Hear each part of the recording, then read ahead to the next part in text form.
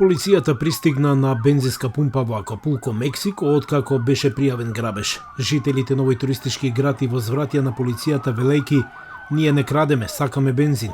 Вие сте разбойниците." Недостатокот на основни потреби следи по ударот на ураганот Отис минатата недела.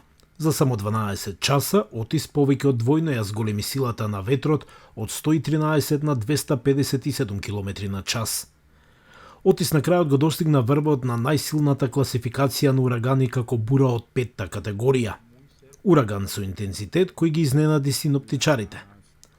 Директорот на Националниот центар за урагани Мајкл Бренан вели дека тоа е затоа што бурата наишла на поповолна средина, делумно поради потоплите води, резултат на климатските промени и ветрови што се движат на соодветна висина и насока.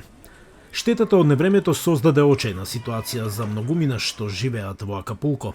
Сцени од грабежи на основните работи како храна и пелени до предмети од повисоката класа, како телевизори.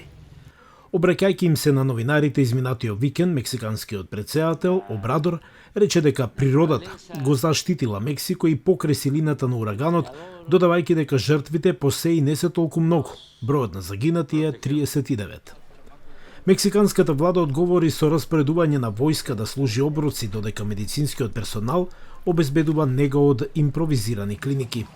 Синоптичарите велат дека на источниот Пацифик му недостига голем дел од инфраструктурата за предвидување на урагани околу Атлантскиот брег на САД.